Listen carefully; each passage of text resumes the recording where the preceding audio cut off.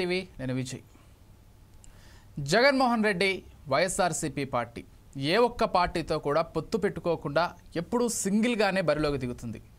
గత ఎన్నికల్లో 151 సీట్లతో అఖండ మెజారిటీతో గెలిచి అధికారం చేపట్టినటువంటి వైఎస్ఆర్సీపీ ఆ తర్వాత మొన్నటి ఎన్నికల్లో కేవలం 11 సీట్లకు మాత్రమే పరిమితమైంది. దాని వెనుక అనేక రాజకీయ కారణాలు, అనేక తప్పిదాలు ఇవన్నీ కూడా ఉండుండొచ్చు. కాకపోతే తనకు ప్రతిపక్ష హోదా ఇవ్వాలనేది జగన్ డిమాండ్, లేకపోతే వైసీపీ డిమాండ్గా కూడా భావించాల్సి ఉంటుంది. ఇక్కడ జగన్మోహన్ రెడ్డి కావచ్చు, వైఎస్ఆర్సీపీ పార్టీ కావచ్చు, చెప్పేది ఒక్కటే. ఉన్నది రాష్ట్రంలో కేవలం 2 కూటములు. ఒకటి మా పార్టీ సింగిల్గా ఉంటుంది, మీ వైపున బీజేపీ, జనసేన, టీడీపీ కలిసి ఉంటున్నాయి. కాబట్టి మీ ఉన్నటువంటి నేతలంతా పక్కన పెడితే, మీ ఎమ్మెల్యేలను పక్కన పెడితే మా 11 మందే ఇప్పుడు ప్రతిపక్షంగా వాయిస్ వినిపించాల్సి ఉంటుంది ప్రజల పక్షాన. కాబట్టి మీరు మాకు ఇచ్చి తీరాల్సిందే అని చెప్తున్నారు. దాంతోపాటుగా మాకు 40%కి పైగా ఓట్ షేర్ ఉంది కాబట్టి ఇవ్వాలని పట్టుబడుతున్నారు. అయితే మరోవైపు కూటమేమో కనీసం 10% ఎమ్మెల్యేలు ఉంటేనే అది సాధ్యపడుతుంది, అది మా చేతుల్లో లేదు, ప్రజా తీర్పది అంటూ కూడా మరోవైపు కూటమి కూడా చెబుతోంది. మరి ఈ నేపథ్యంలో జగన్మోహన్ రెడ్డి అసెంబ్లీ సమావేశాలకు పూర్తిగా గైర్హాజరవుతూ వస్తున్నారు. ఆయన కేవలం ప్రమాణ స్వీకారం రోజు మాత్రమే వెళ్ళి 5 నిమిషాలు అసెంబ్లీలో ఉండి వచ్చేశారు. ఆ తర్వాత జగన్మోహన్ రెడ్డి కావచ్చు, ఆ పార్టీ ఎమ్మెల్యేలు కావచ్చు, ఏ ఒక్క రోజు కూడా అసెంబ్లీకి సమావేశాల్లో కనిపించినటువంటి తీరును మనం చూస్తూనే ఉన్నాం. ఇక్కడ ఆయా నియోజకవర్గాల్లో ఉన్నటువంటి ప్రజలు కూడా కొంత విసుగు చెందారని చెప్పుకోవాలి. ఎందుకంటే ప్రజా సమస్యల్ని, నియోజకవర్గ సమస్యల్ని కూడా అసెంబ్లీ దృష్టికి తీసుకెళ్లి పరిష్కరింప చేసుకోవాల్సినటువంటి బాధ్యత ఆ ఎమ్మెల్యేలకు, జగన్మోహన్ రెడ్డికి, వీరందరికీ కూడా ఉంది. కానీ వీళ్ళు చెప్పేది ఏంటంటే, మేము అసెంబ్లీకి వెళ్తే మమ్మల్ని అడుగడుగున అవమానాల పాలు చేయడానికి కూటమి ప్రభుత్వం లేకపోతే కూటమి నేతలు సిద్ధంగా ఉన్నారు, కాబట్టి మేము అసెంబ్లీకి వెళ్ళాం, మాకు ప్రతిపక్ష హోదా ఇస్తే మాకు తగిన సమయం కేటాయించేటువంటి బాధ్యత కూడా స్పీకర్గా ఉంటుంది, కాబట్టి అప్పుడు మేము వస్తామంటూ వీరు చెప్తున్నారు. మరి ఈ నేపథ్యంలో ఇన్ని రోజులు అసెంబ్లీకి గైర్హాజరు కావడంతో జగన్పై వేటు వేసేందుకు స్పీకర్ లేకపోతే కూటమి కూడా సమాలోచనలు చేస్తున్నట్లుగా తెలుస్తోంది. ఈ నేపథ్యంలోనే స్పీకర్ ఆ వేటు వేయక ముందే తానే రాజీనామా చేసి ఉప ఎన్నికలకు వెళ్లే దిశగా కూడా జగన్ ఆలోచిస్తున్నారు. మరి ఇది ఎంతవరకు వర్కౌట్ అవుతుంది? గతంలో వైఎస్ రాజశేఖర రెడ్డి చనిపోయినప్పుడు కాంగ్రెస్ పార్టీతో ఆ రోజు విభేదాలు వచ్చినప్పుడు జగన్మోహన్ రెడ్డి ఇలాగే రాజీనామా చేసి ప్రజాక్షేత్రంలోకి వెళ్తే అఖండ మెజారిటీతో గెలిచారు. అది కూడా కేంద్రంలో, ఇటు రాష్ట్రంలో కాంగ్రెస్ లాంటి బలమైన పార్టీని ఢీకొట్టి మరీ గెలిచారు. కానీ ప్రస్తుతం రాష్ట్రంలో ఉన్నటువంటి రాజకీయ పరిణామాల నేపథ్యంలో జగన్కు మళ్ళీ అటువంటి గెలుపు సాధ్యమేనా అనేది రాజకీయ వర్గాల్లో కొంత ప్రశ్నార్థకంగానే ఉంది. అసలు ప్రస్తుతం రాష్ట్రంలో రాజకీయ పరిస్థితులు ఏ విధంగా ఉన్నాయి, జగన్మోహన్ రెడ్డి ఆలోచనలు ఏ విధంగా ఉన్నాయి, కూటమి ఏం ఆలోచిస్తోంది, ఈ అంశాలకు సంబంధించి చర్చించే ప్రయత్నం చేద్దాం. మనతో పాటు మా చీఫ్ అడ్వైజర్ సుధాకర్ శర్మ గారు సిద్ధంగా ఉన్నారు. శర్మ గారు నమస్కారం అండి. నమస్తే విజయ్ గారు. శర్మ గారు, నేను చెప్పినట్లుగా జగన్మోహన్ రెడ్డి గారు ఏ ఒక్క రోజు కూడా, అంటే ఆయన పార్టీ ఓడిపోయిన తర్వాత కూటమి అధికారంలోకి వచ్చిన తర్వాత అసెంబ్లీకి ఎప్పుడూ కూడా వెళ్ళలేదు. కేవలం ప్రమాణ స్వీకారం రోజు వెళ్ళి ఆ తర్వాత వెళ్ళనటువంటి పరిస్థితినే గమనిస్తున్నాం. కాబట్టి టెక్నికల్గా ఆయన ఎమ్మెల్యే పదవికి సంబంధించి తీసేసేటువంటి హక్కు స్పీకర్కు ఉంది. మరి ఈ నేపథ్యంలో జగన్ ఎలాంటి ఆలోచనలు చేస్తున్నారు, ఏంటి, అసలు రాష్ట్రంలో రాజకీయంగా ఏం జరుగుతోంది, మీ అభిప్రాయం ఏంటి? థ్యాంక్ యూ విజయ్ గారు. ముఖ్యంగా మనం కనుక ఆంధ్రప్రదేశ్ రాష్ట్రాన్ని స్థూలంగా పరిశీలన చేస్తే అందులో జరుగుతున్నటువంటి ఈ పొలిటికల్ డెవలప్మెంట్స్ ఏవైతే ఉన్నాయో అవి చాలా విచారకరంగా ఉన్నాయి. ఎందువల్ల అంటే ఒక రకమైనటువంటి అనిశ్చితి ఎక్కడ చూసినా మనకు కనిపిస్తుంది, అన్సర్టనిటీ ఉంది. అలాగే మనం చూస్తున్నాం ఇక్కడ టర్మ్స్ ఏవైతే ఉన్నాయో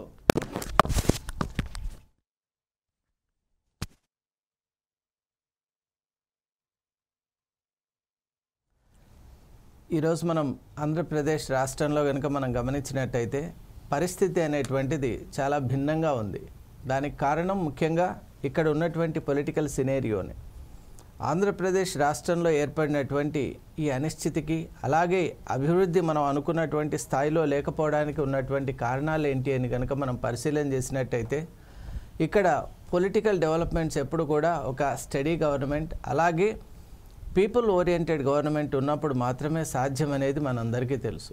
కానీ ఇక్కడ ఆంధ్రప్రదేశ్లో ప్రస్తుతం ఏపీ రీఆర్గనైజేషన్ యాక్ట్ జరిగిన తర్వాత ఇప్పుడు జరుగుతున్నటువంటి పరిణామాలను మనం చూస్తుంటే, ఒకవైపు తెలంగాణ సపరేట్ రాష్ట్రంగా ఏర్పడింది, అలాగే ఆంధ్రప్రదేశ్లో కూడా మనం మౌలిక వసతుల్ని, అలాగే ఏర్పడినటువంటి ఈ కొత్త రాష్ట్రంలో మనం ఎటువంటి నిర్ణయాలు తీసుకోవాలి, అలాగే మనకున్నటువంటి వనరుల విషయంలో కూడా తెలంగాణ రాష్ట్రంతో ఏ విధమైనటువంటి ఒప్పందాలు చేసుకోవాలనేటువంటి అంశాలు కూడా ఇంకా పెండింగ్లో ఉన్నటువంటి విషయం మీకు కూడా తెలుసు.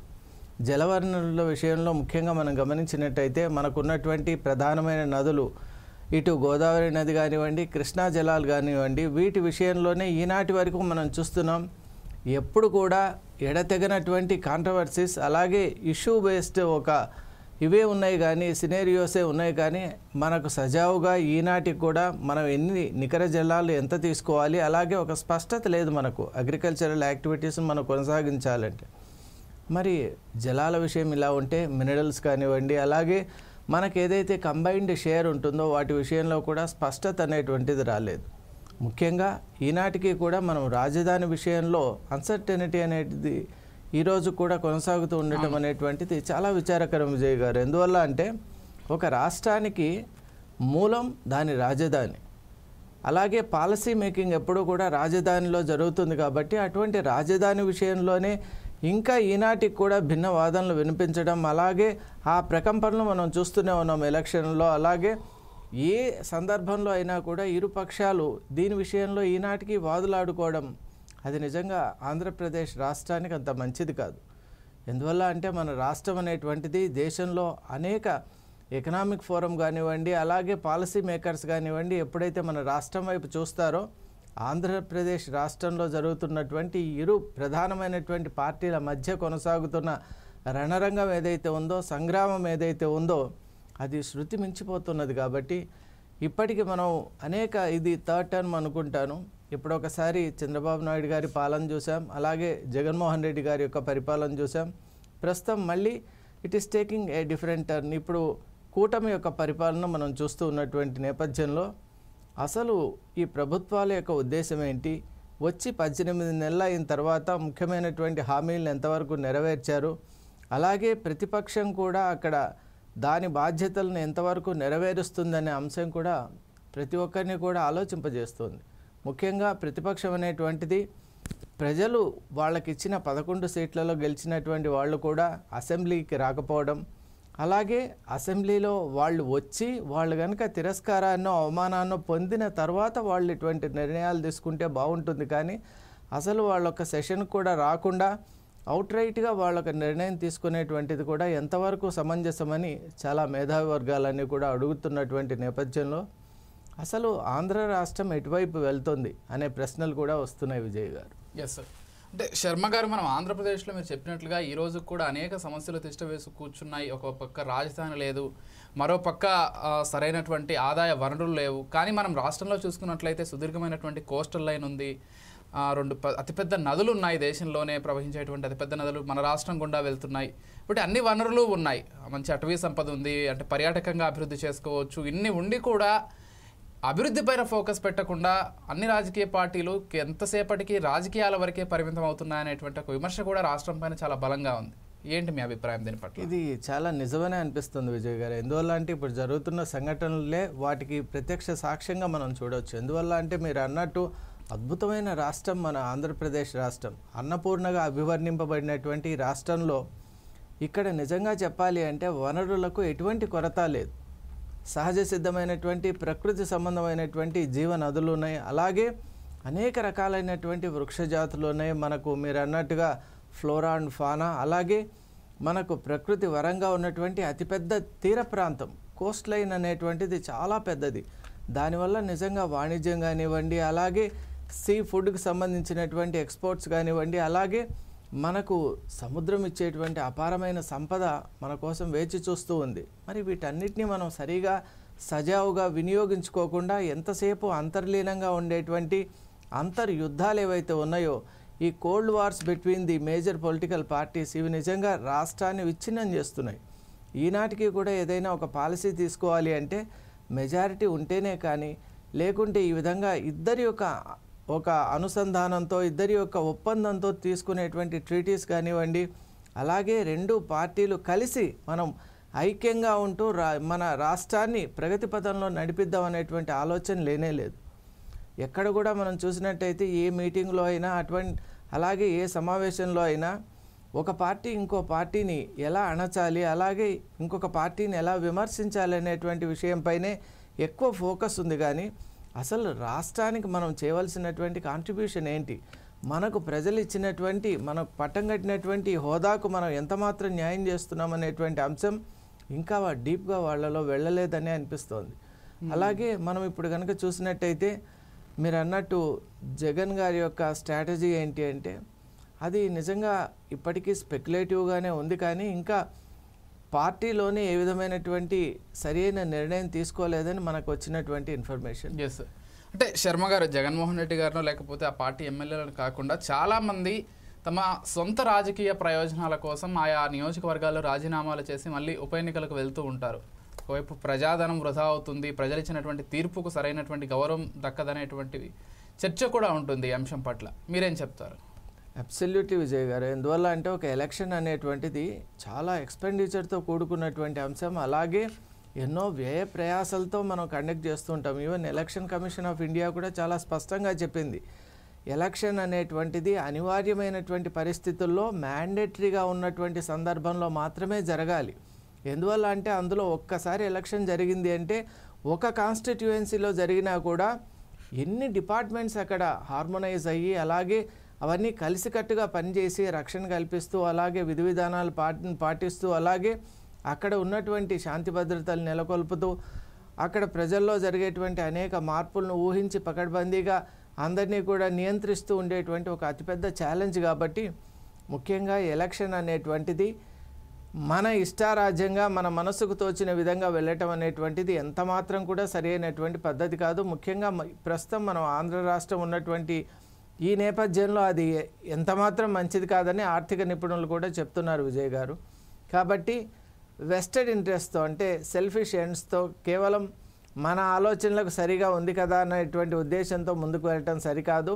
అది ఒక ప్రణాళికాబద్ధంగా ఉంటూ హేతుబద్ధంగా ఉంటూ అలాగే ప్రజల అభీష్టం మేరకు మాత్రమే ఎలక్షన్లకు వెళ్ళాలి అనేటువంటిది నిపుణులు చెప్తున్న అలాగే సూచిస్తున్నటువంటి మార్గంగా మనం వింటున్నాం.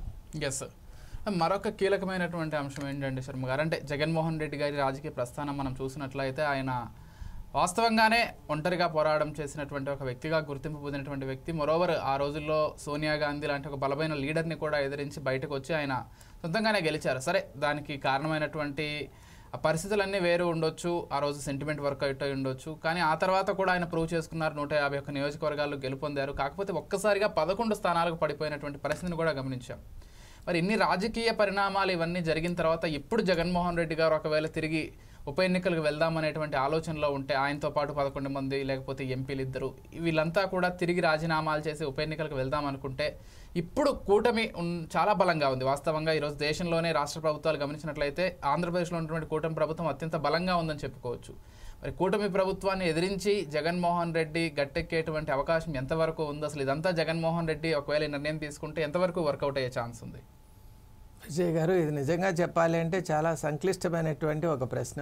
కానీ మనం ఇప్పుడు రాష్ట్రంలో జరుగుతున్నటువంటి ఈ నేపథ్యం అలాగే జరుగుతున్నటువంటి సంఘటనలు బట్టి బేరీజు వేసి మనం కొంత దీన్ని విశ్లేషణ చేయగలం. ముఖ్యంగా ఇప్పుడు ఆంధ్ర రాష్ట్రం మీరు అన్నట్టు కూటమి ప్రభుత్వం అద్భుతంగా ముందుకు వెళ్తోంది. ఎందువల్ల అంటే అక్కడ ఉన్నటువంటి అనేక సంఘటనలు కానివ్వండి, అక్కడ జరుగుతున్నటువంటి డెవలప్మెంట్స్ని కనుక మనం స్కేల్లో పెట్టి చూస్తే I think it is faring well అనే అనిపిస్తోంది. అయితే ముఖ్యంగా విమర్శలు అలాగే ఈ క్రిటిసిజమ్స్ ఏవైతే వస్తున్నాయో శాంతి భద్రతల విషయంలో మాత్రం ఆంధ్రప్రదేశ్ రాష్ట్రం మరిన్ని అద్భుతమైన చర్యలు చేపట్టాలి. ఎందువల్ల అంటే మనం చూస్తున్నాం క్రైమ్ రేట్ అనేటువంటిది ఎస్కలేట్ అయినటువంటి నేపథ్యంలో క్రైమ్ను తగ్గించాలి. అలాగే మనకున్నటువంటి మినరల్ వెల్త్ కూడా it is getting exploited, it is getting in to the wrong hands. మరి అక్కడ ఆ రాంగ్ హ్యాండ్స్ నుంచి మనం ఎలా రిట్రీవ్ చేసుకుంటాం? అలాగే పాలనా వ్యవస్థలో కూడా కరప్షన్ రేట్ అనేది మనం తగ్గించుకోవాలి. ముఖ్యంగా ఎక్కడ కూడా పార్టీల ప్రమేయం లేకుండా అధికారులు తమ యొక్క విధుల్ని బాధ్యతల్ని సజావుగా నిర్వహించేటువంటి ఒక వాతావరణాన్ని మనం ఏర్పరిచేటువంటి విధానం అక్కడ ఉండాలి.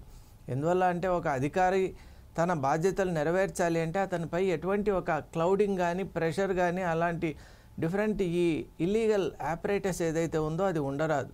అటువంటి నేపథ్యం ఉన్నప్పుడే అధికారులు కూడా ఎగ్జిక్యూషన్ చేయగలరు, రాష్ట్రం కూడా మంచి అడుగులు వేయగలదు. కానీ ఈరోజు మనం చూస్తున్నాం దానికి ఇంకా కొంత సమయం పట్టేటట్టుగా మనకు అనిపిస్తోంది. అలాగే జగన్ ప్రభుత్వం కూడా ప్రస్తుతం తాము అనుకున్న విధానంలో తమ స్ట్రాటజీ ప్రకారం ముందుకు వెళ్ళాలి అంటే కూడా మరోమారు ఆలోచన చేస్తేనే బాగుంటుంది అని అనిపిస్తుంది. ఎందువల్ల అంటే ఈ సమయం కానీ సందర్భం కానీ అందుకు అంత అనువుగా లేదని నిపుణులు చెప్తున్నారు.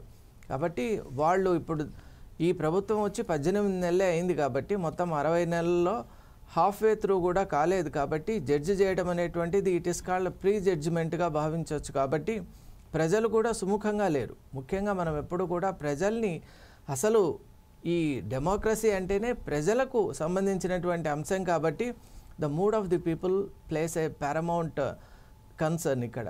మరి ఇక్కడ పీపుల్ ఆఫ్ ఆంధ్రప్రదేశ్ ఎలా ఉన్నారు అంటే వాళ్ళు ఇప్పటికే రకరకాలైనటువంటి ఈ విధానాలతో విసిగిపోయి ఉన్నారు. కాబట్టి ఒక solid government taking absolutely wonderful decisions అనేది చాలా ముఖ్యం.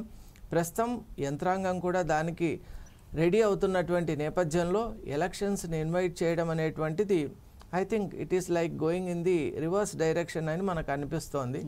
అంటే శర్మ గారు ఇక్కడ మరొక మనం అంశం గమనించినట్లయితే ఇన్ కేస్ జగన్మోహన్ రెడ్డి గారు లేకపోతే ఆయన తోటి ఎమ్మెల్యేలు అసెంబ్లీకి రాకపోతే వేటు పడేటువంటి ఛాన్స్ కూడా అంతే గట్టిగా ఉంది. అవునండి, అది కాబట్టి మరి ఇటువంటి టైంలో మరి ఆయన అసెంబ్లీకి వెళ్తారా లేకపోతే వేటు పడినా పడవలేదనుకునేటువంటి ఒక మనస్థితిలో ఉన్నారా, ఎలా చూడాలి?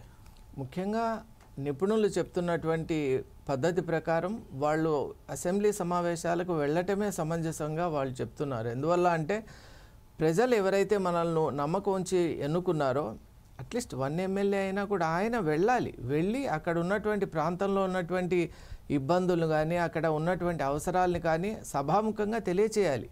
వాళ్ళు అలా చేసే సందర్భంలో వాళ్ళకి ఏదైనా ఆటంకం కలిగినా లేదా ఇబ్బంది కలిగినా లేదా ఏదైనా వివక్షకు గురి అయినా మరి ప్రజలందరూ కూడా చూస్తున్నారు. ముఖ్యంగా విజయ్ గారు ఈరోజు everything is being covered by the social media and the respective medias. ఇప్పుడు మీడియా ఇండస్ట్రీ ఇంత స్ట్రాంగ్గా ఉండటం వల్ల మనం అక్కడ జరిగేటువంటి ప్రతి అంశాన్ని పిన్ టు పిన్ మనం చూస్తున్నాం. ఎవ్రీ ఫ్లక్చువేటింగ్ సెకండ్ కూడా మనం గమనించగలుగుతున్నాం. కాబట్టి డెఫినెట్లీ ప్రెజెన్స్ అనేది చాలా ముఖ్యం. పోరాడాలి. ముఖ్యంగా అసెంబ్లీ అనేటువంటిది చాలా ముఖ్యం. అది మోడర్న్ ఇప్పుడు మనం అంటున్నాం ఆధునికంగా ప్రజాస్వామ్యంలో దేవాలయం లాంటిది. కాబట్టి ముఖ్యంగా మీరు అక్కడికి ధైర్యంగా వెళ్ళాలి. అక్కడ వివక్షకు నిజంగా గురి అయితే ప్రజలందరూ కూడా మీరు గమనిస్తూ ఉన్నారు కాబట్టి ఆ సాక్ష్యం అక్కడ ఉండనే ఉంటుంది. ఆ ఎవిడెన్షియల్ బేసిస్గా మీరు ఏదైనా నిర్ణయం తీసుకుంటే బాగుంటుంది అని నిపుణులు కూడా అనుకుంటున్నటువంటి నేపథ్యంలో ముఖ్యంగా గెలిచిన తర్వాత అసెంబ్లీని బాయ్కాట్ చేయడం అనేటువంటిది అంత సమంజసం కాదు అనేది చాలామంది ఉద్దేశం. ప్రజలు కూడా అదే అంటున్నారు. ఎందువల్ల అంటే చంద్రబాబు నాయుడు గారు కూడా ఎప్పుడైతే వారికి చాలా తక్కువ సీట్స్ వచ్చినటువంటి నేపథ్యంలో కూడా వాళ్ళు అక్కడికి వచ్చి వాళ్ళ యొక్క బాణిని వినిపించేటువంటి ప్రయత్నం చేశారు. కానీ ఆ సందర్భంలో జరిగినటువంటి కొన్ని ఏదైతే మనస్తాపం కలిగించేటువంటి సంఘటనలు జరిగాయో వేటినైతే ప్రజలు కూడా ప్రత్యక్షంగా చూశారో వాటి ఎఫెక్ట్ కూడా మనం చూసాం. People were really sympathising with him and they gave him a boosting win.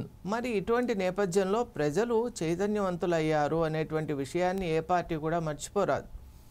ఇంకోటి ప్రజలు కూడా పూర్వంలాగా ఏదో మనం చూసాము మనకెందుకు లేనటువంటి స్థితిలో కూడా లేరండి. నిజంగా we have to act upon what you have seen. అంటే మనం గమనించిన దాన్ని ఇంప్లిమెంట్ చేయాలి అనేటువంటి ఒక కృతనిశ్చయంతో ఉన్నారు. కాబట్టి ఖచ్చితంగా అసెంబ్లీ సెషన్స్లో కనుక ఏ పార్టీ అయినా సరి అయిన వాయిస్ వినిపిస్తుందో వాళ్ళకి తగిన రివార్డ్ అనేటువంటిది ఉంటుంది అని నేను భావిస్తున్నాను. ఎస్, అంటే ఎలాగో ఈ సందర్భంగా జగన్మోహన్ రెడ్డి గారు ఇంత భయపడుతున్నారు అసెంబ్లీకి వెళ్ళడానికంటే ఒకటి కారణం ఆయనకు సరైన సమయం కేటాయించారని, రెండోది ఎక్కడ అవమానిస్తారనేటువంటి ఒక నేపథ్యం.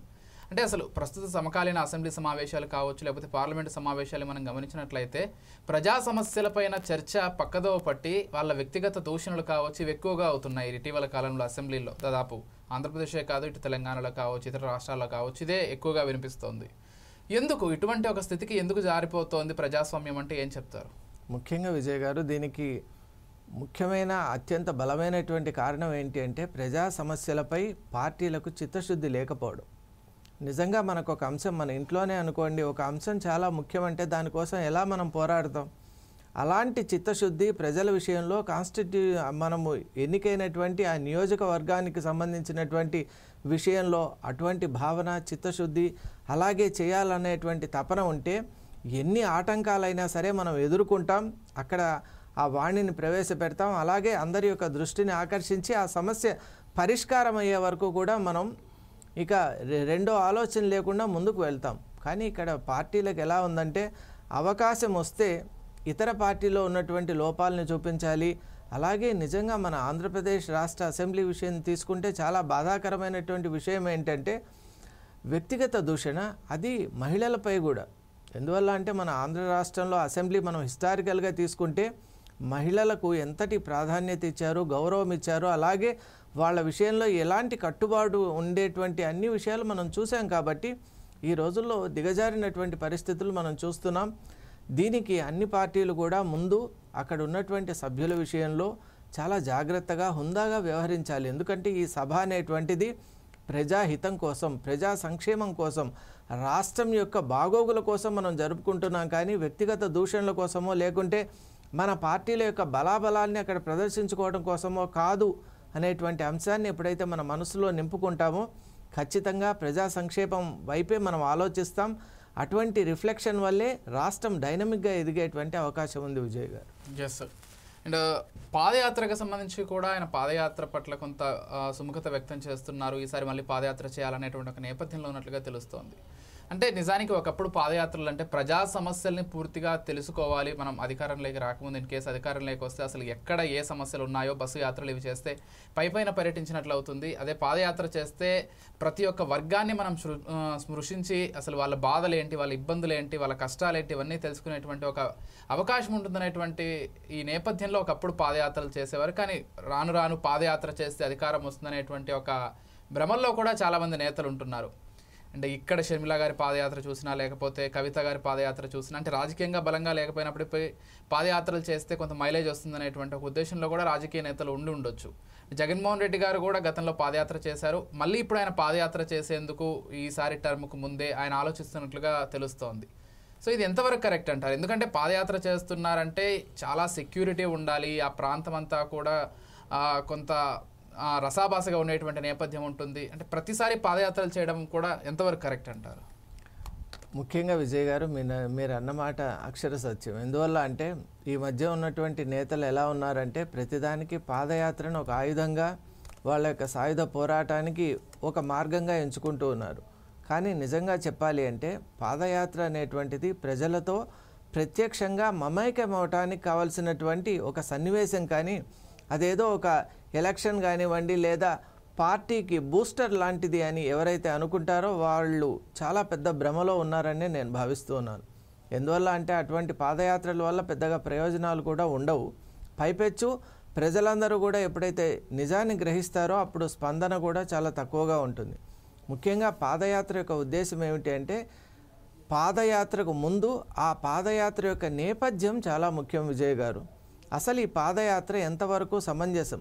మనం మేనేజ్మెంట్లో ఒక ప్రాజెక్ట్ తీసుకోవాలని అంటే first we have to establish the felt need for that project. మీ అందరికీ తెలుసు, మనం మేనేజ్మెంట్లో ఏదైనా ఒక ప్రాజెక్ట్ తీసుకోవాలంటే ఆ ప్రాజెక్ట్ యొక్క ఉపయోగం ఏంటి, దాని యొక్క అవసరం ఏంటి అనేటువంటిది మనం ఎస్టాబ్లిష్ చేయాలి. అలాగే ఇది కూడా పాదయాత్ర అనేటువంటిది కూడా ఒక అతిపెద్ద ప్రాజెక్ట్ కాబట్టి దీన్ని తీసుకోవాలి అంటే అసలు ఈ పాదయాత్ర యొక్క అవసరం ఏంటి అనేటువంటిది ప్రతి ఒక్కరూ అర్థం చేసుకోవాలి. ముఖ్యంగా ఆ స్పందన అనేది ప్రజల నుంచి రావాలి. అలా వచ్చినప్పుడే అది నిజమైన పాదయాత్ర అనిపించుకుంటుంది. కానీ లేదా మనకిప్పుడు సమయం ఉంది, లేదా మనం ప్రతిపక్షాన్ని ఎదుర్కోలేకపోతున్నాం కాబట్టి పాదయాత్ర చేద్దామని అనుకుంటే మాత్రం అది సమంజసం కాదు, హేతుబద్ధం కూడా కాదని నేను భావిస్తున్నాను. ఎస్, ఫైనల్గా ఆంధ్రప్రదేశ్ రాష్ట్రంలో మనం గమనించినట్లయితే ఒకవైపు వైఎస్ఆర్సీపీ ఏమో తమకు అసెంబ్లీలో సరైనటువంటి గౌరవం దక్కదు, అది కాకుండా ప్రతిపక్ష హోదా ఇవ్వరనేటువంటి నేపథ్యంలో వాళ్ళు ఏమో బయటే ఉంటున్నారు. మరోవైపు కూటమి నేతలు మాత్రమే అసెంబ్లీకి హాజరయ్యి అక్కడ ఉన్నటువంటి వాళ్ళ విధానాలని లేకపోతే చట్టాలని చేస్తున్నారు. అసలు ప్రజా సమస్యల్ని అసెంబ్లీకి తీసుకెళ్ళకపోతే పరిస్థితి ఏంటి? అంటే ప్రతిపక్ష హోదా లేకపోయినప్పటికీ ఒక విపక్షంగా అయినా కానీ వాళ్ళు అసెంబ్లీకి వెళ్తే కొంత ప్రజా సమస్యలు ప్రభుత్వ దృష్టికి వెళ్ళేటువంటి అవకాశం ఉంది. బయట ఎన్ని మీడియా సమావేశాలు పెట్టినా లేకపోతే ఎన్ని సభల్లో మాట్లాడినా కానీ అది అఫీషియల్గా ఉండదు. కాబట్టి దీనికి పరిష్కారం ఏంటంటారు శర్మ గారు? ముఖ్యంగా విజయ్ గారు, శంఖంలో పోస్తేనే తీర్థం అని అంటాం, ఆ విషయం అందరికీ తెలుసు. అలాగే అసెంబ్లీ ప్రాంగణంలో అసెంబ్లీ సాక్షిగా మనం చేసేటువంటి ఒక వాదన కానివ్వండి, ప్రతిపాదన కానివ్వండి, దాని యొక్క ఇంపార్టెన్స్, దాని యొక్క వెయిటేజ్ అనేది చాలా ఉంటుంది. ముఖ్యంగా మనల్ని ప్రజలు ఎన్నుకున్నది కూడా అసెంబ్లీలో మన యొక్క సమస్య గురించి అక్కడ ప్రస్తావన వస్తుంది అనేటువంటి ఒక నమ్మకంతోనే మనల్ని ఎన్నుకుంటూ ఉన్నారు. కాబట్టి ముఖ్యంగా మన పర్సనల్ ఇన్హిబిషన్స్ కానివ్వండి, ప్రియారిటీస్ ఎన్ని ఉన్నా కూడా ప్రజలే డెమోక్రసీలో ముఖ్యం కాబట్టి ప్రజల అభీష్టం మేరకు ముందు అసెంబ్లీలో మనం అడుగుడాలి. ఆ తర్వాత మనకు సమయం కేటాయిస్తారా కేటాయించకపోతారా అనేటువంటి అంశాన్ని ప్రతి ఒక్కరూ గమనిస్తున్నారు. అలాగే మనకు పాలకపక్షం కూడా అనేక సందర్భాల్లో తెలియజేసింది, ప్రతిపక్ష హోదా ఇవ్వకపోయినా కూడా మేము సమయం ఇవ్వటానికి సిద్ధంగా ఉన్నాం, ప్రొవైడెడ్ ఆ సమస్య అంత ముఖ్యమైంది, అలాగే ఆ ప్రతిపాదన కూడా అలాంటి స్థితిలో ఉంటే. అంతేగాని వాద వివాదాలకు, ముఖ్యంగా మనం ఇంతకుముందు అనుకున్నట్టు వ్యక్తిగత దూషణలకు వీటికి గనుక వెళ్ళే సందర్భంలో సమయం కేటాయించడం కూడా అది అనర్థదాయకమే అవుతుంది. కాబట్టి మనం తీసుకున్నటువంటి అంశం నిజంగా అర్థవంతమై అది ప్రజలకు ఉపయోగపడేటటువంటిది అయితే కనుక ఏ ప్రభుత్వమైనా కూడా ఖచ్చితంగా సమయం ఇస్తుంది. ఇవ్వకపోతే ఆ ప్రభుత్వమే అప్రతిష్ట పాలు గురవుతుంది. కాబట్టి ఖచ్చితంగా ఇప్పుడున్నటువంటి ఈ సందర్భంలో ఎలక్ట్రానిక్ మీడియా ఇంత విశ్వవ్యాప్తంగా ఉన్నటువంటి సందర్భంలో ఖచ్చితంగా ఏ ప్రభుత్వమైనా కూడా మంచి ఆలోచనలతో ఎవరు ముందుకొచ్చినా, ఈవెన్ ఇండిపెండెంట్ క్యాండిడేట్స్ ముందుకొచ్చినా కూడా సమయం కేటాయిస్తారు, కేటాయించాలి కూడా. కాబట్టి జగన్ ప్రభుత్వం, జగన్ యొక్క పార్టీ వర్గం కూడా ఈ విషయాన్ని ఆలోచన చేయాలి. వారు కూడా ఇంతకుముందు చీఫ్ మినిస్టర్గా పనిచేశారు కాబట్టి ఖచ్చితంగా ప్రజాస్పందన వాళ్ళకు కూడా తెలుసు. కాబట్టి వాళ్ళు అసెంబ్లీని ముందు గౌరవించాలి. ఆ ప్రకారం వాళ్ళు కనుక వచ్చి వాళ్ళ ప్రతిపాదన చేసినప్పుడు సమయం కేటాయించకపోవడమో, లేదా వాళ్ళు ఊహించినట్టుగా పాలకపక్షం నుండి వాళ్ళకు అవమానం కానివ్వండి ఏదైనా జరిగినట్టయితే అప్పుడు ప్రజల్లోకి వెళ్ళొచ్చు, ప్రజల నుంచి వాళ్ళు సలహా తీసుకోవచ్చు, ప్రేరణ పొందొచ్చు. తత్ అనుగుణంగా వాళ్ళు ఏదైనా ఒక కార్యక్రమాన్ని చేపట్టినా కూడా అర్థవంతంగా ఉంటుందని నేను భావిస్తున్నాను. రైట్, థ్యాంక్ యూ శర్మ గారు, థ్యాంక్ యూ సో మచ్ అండి. అసలు ఏం జరుగుతుందో రాష్ట్రంలో, ఎటువంటి విధానంలో ముందుకు వెళ్తే బాగుంటాయో పార్టీలు, ప్రభుత్వాలు చక్కగా చెప్పే ప్రయత్నం చేశారు. థ్యాంక్ యూ శర్మ గారు. చూస్తున్నాం కదా, మొత్తంగా వైఎస్ఆర్సీపీ అధినేత జగన్మోహన్ రెడ్డి గారు కావచ్చు, ఆ పార్టీ ఎమ్మెల్యేలు కావచ్చు, ఇప్పటికైనా కానీ ఒక్కసారి పునరాలోచించుకొని మళ్ళీ అసెంబ్లీకి వెళ్ళి ప్రజా సమస్యల్ని వాళ్ళ గొంతుక ద్వారా ఒక విపక్షంగా కావచ్చు, లేకపోతే ఇంత 40% ఓటు శాతం వచ్చిందని ప్రతిసారి చెబుతున్నటువంటి ఆ పార్టీ ఇంతమంది ప్రజల తరపున వారి గొంతుకను గట్టిగా వినిపించాల్సినటువంటి బాధ్యత ఆ పార్టీకి చాలా బలంగా ఉంది. ఆ విధంగా చేస్తారని అనుకుందాం. దాంతోపాటుగా కూటమి కూడా కొంత ఆహ్వానించేటువంటి ధోరణిలోనే ఉండాలి. అండ్ ఇది మరింత చిలికి గాలివానలా మారకముందే సద్దుమనగాలని కూడా కోరుకుందాం. ఎందుకంటే ఉప ఎన్నికలకు వెళ్ళడం అంటే అది సామాన్యమైనటువంటి విషయం కాదు.